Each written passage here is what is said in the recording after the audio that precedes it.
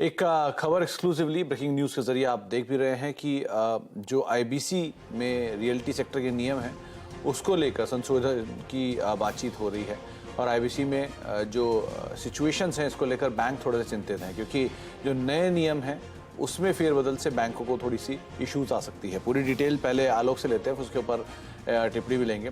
तो आलोक, क्या है पूरा खबर, क्या है आपके पास? बिल्कुल, देखिए, जो दिवालिया कानून है उसके तहत रियल एस्टेट सेक्टर को राहत देने के लिए जो सरकार आईबीसी कानून में बदलाव लाने की कोशिश कर रही थी, उसे लेकर बैंकों ने चिंता जताई है। बैंकों ने कहा है कि जो प्रोजेक्ट वाइज इंसॉल्वेंसी या आईबीसी कानून लागू करना बिल्कुल ठीक नहीं रहेगा, ये ब्लैंकेट कानून ठीक नहीं है। इससे कह सकते हैं कि बैंकों की जो रिकवरी प्रोसेस चल रहा है या फिर जो आईबीसी के तहत कार्रवाई चल रही है वो प्रक्रिया धीमी पड़ जाएगी और साथ ही साथ रिकवरी भी कम हो जाएगी। बैंकों का मेन कंसर्न यह है कि जो अभी सरकार एक प्रस्ताव ला रही है आईबीसी कानून में, मानसून सेशन में अमेंडमेंट होना है आईबीसी में, तो उसमें ये रियल एस्टेट सेक्टर के लिए खास रूल्स, स्पेशल रूल्स ला रही थी, जिसमें यह कहा गया था कि जो प्रपोज यही है कि जो प्रोजेक्ट्स वाइज इंसॉल्वेंसी की जाएगी, यानी कि एक प्रोजेक्ट में अगर कुछ फ्लैट को अगर हैंडओवर किया जा चुका है और उसकी रजिस्ट्री नहीं हुई है तो ऐसे में उस प्रोजेक्ट पर आईबीसी कानून नहीं लागू होगा।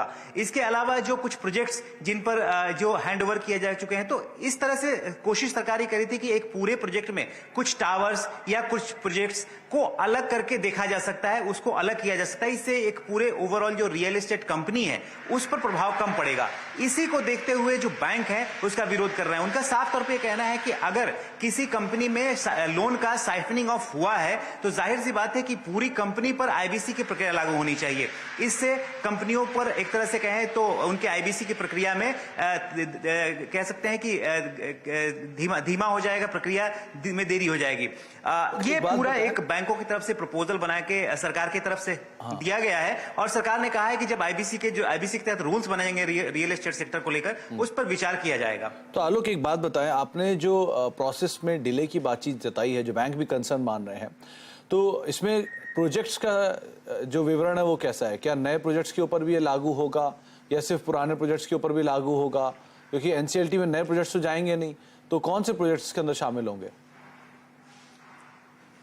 नहीं, मैं बिल्कुल यहाँ पे साफ कर देना चाहता हूँ, ये पुराने प्रोजेक्ट्स पे लागू नहीं। अगर नए कोई भी प्रोजेक्ट्स अगर एनसीएलटी में जाते हैं या उनको एनसीएलटी में लाने की कोशिश की जा रही है, तो वहां पर प्रोजेक्ट्स वाइज सेग्रीगेशन करने का प्रस्ताव नए रूल्स में, रियल एस्टेट सेक्टर से जुड़े हुए जो नए रूल्स आईबीसी के तहत सरकार लाने जा रही थी, उसमें इस बात को लेकर प्रस्ताव था और इसी को लेकर बैंक विरोध कर रहे हैं। तो पुराने प्रोजेक्ट्स पर यह लागू नहीं होगा, नए प्रोजेक्ट्स पर ही लागू होगा। ये इसमें क्लैरिटी है। ओके, तो क्लैरिटी ये है कि ये नए प्रोजेक्ट्स के ऊपर लागू होगा, पुराने प्रोजेक्ट्स के ऊपर लागू नहीं होगा।